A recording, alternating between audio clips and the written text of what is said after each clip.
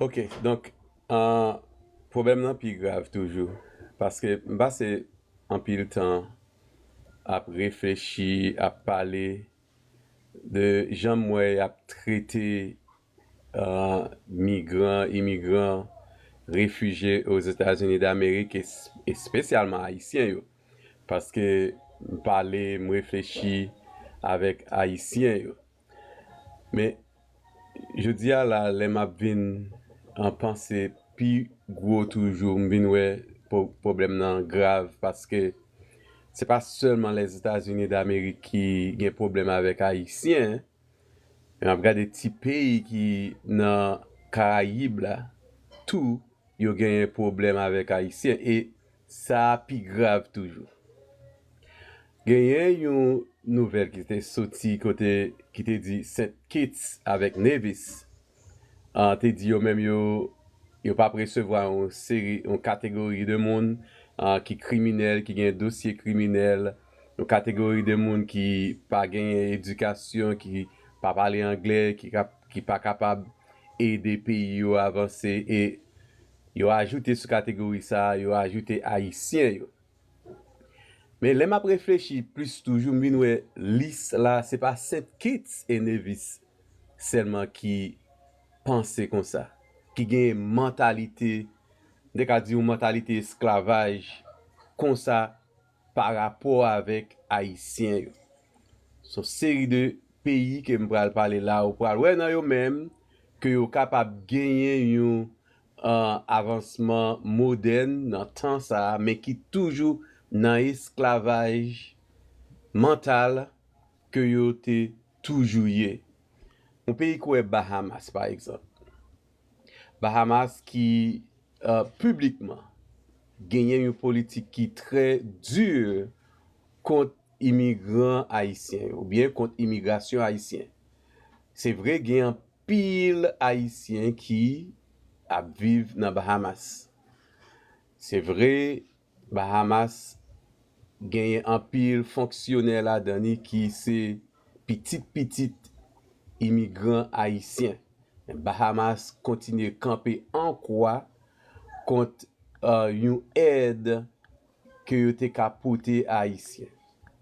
Bahamas depote Haitien rapide tou.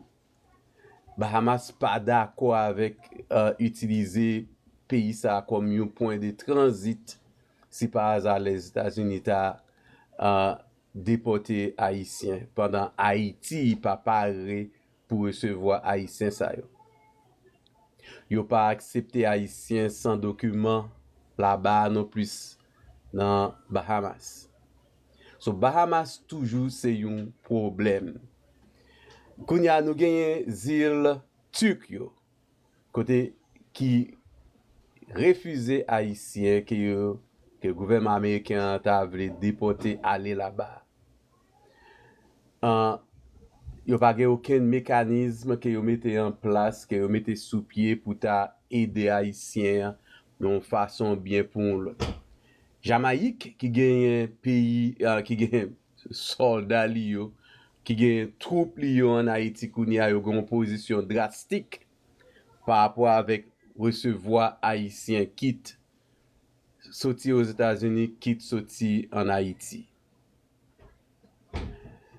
Il Caïman yo, son kote tou ki gen yon politik ki tre strikt par rapport avek Haitien yo, par rapport avek Haiti. Pa gen oken akor ki jam siyen ant Haiti avek il Caïman yo pou ta ede Haiti yon fason ou bien pou l'ot.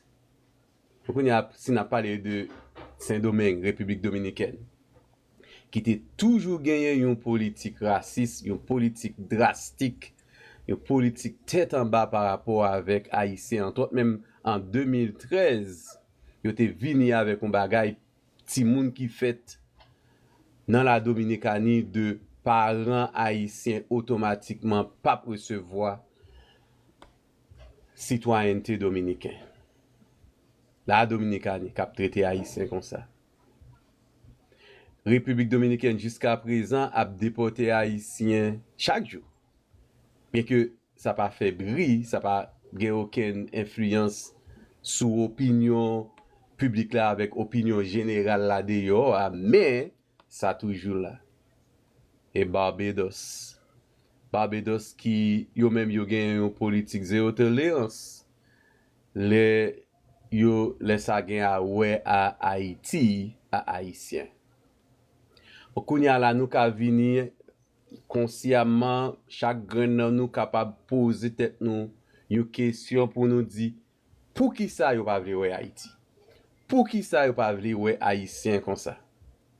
Pendant n'a relé en moyen n'a chassé nèg haïtien n'a chassé administration ça aux États-Unis d'Amérique qui gagne un problème quelconque avec Haïti avec haïtien kounya li mette nous dans un point pour nous garder pays ça yo kem sot cité là yo pour garder yo même comment yo parler d'haïtien comment yo parler d'Haïti comment yo traiter haïtien yo comment yo traiter Haïti et une série de pays qui soi-disant ta dit yo même y a bataille pour solidarité y a bataille pour pas gagner esclavage, y a bataille pour héritage africain, y a bataille pour CARICOM, etc., etc.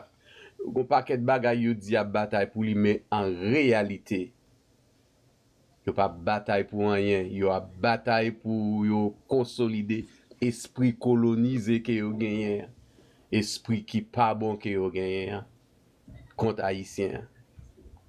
Et qu'on y a arrivé nous non point nous même en tant que frères avec sœurs pour nous réfléchir sur ça. Hier dans vidéo que m'te fait, m'te demandé haïtien yo, m'te demandé haïtienne yo pour nous porter tête nous avec fierté côté nous aller pour nous marcher avec fierté, pour nous comprendre ça qui a passé. Qu'on façon nous porter tête nous, qu'on façon nous yé qui essentiellement tête en bas par rapport avec Jean moun yo à vivre dans la communauté côté yo yo. Nous même nous devons faire attention.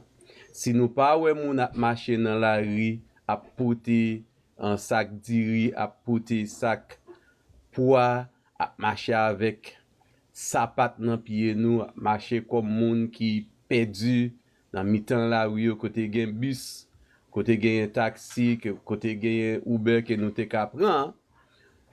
Nous-mêmes, nous pas doué faire ça, mes amis. Nous pas doué à laguer plus bagay sous dos nous pour nèg qui déjà pas vivre nous yo, vinn traiter nous avec plus discrimination, plus préjugés toujours. C'est pour nous arriver dans un point si ou nèg veut faire nous abus, si ou nèg veut faire nous mal, si ou nèg veut railler nous, quittez yo montrer ça publiquement, mais pas ba yo aucun prétexte pour yo dire c'est nous même qui pas bon, pour yo dire c'est raison ça qui fait yo traiter nous comme ça.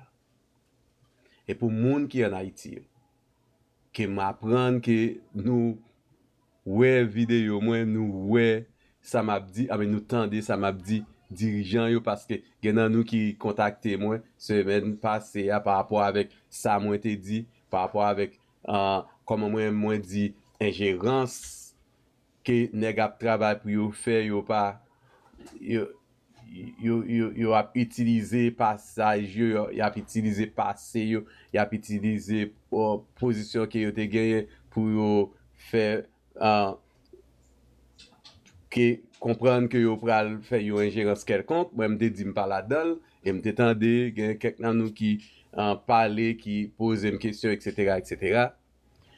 Nous même tout nous doit gagner une conscience dirigeant yo parce que si nous regardons des gens de pays ça yo dans Caraïbes à côté nous hier qui traiter nous comme ça qui traiter peuple nous yo comme ça nous même nous t'a dû réfléchir nous t'a dû rentrer dans conscience nous pour nous dire qui ça fait ça pour qui raison qui fait yo traiter nous comme ça et là ça vrai n'a commencé bâtir un pays côté que chaque grain haïtien a fier pour les tête yo haïtien pour les tête yo moun qui sorti dans pays ça dans Caraïbes là qui relé Haïti. Que bon Dieu bénisse chaque grain là nous.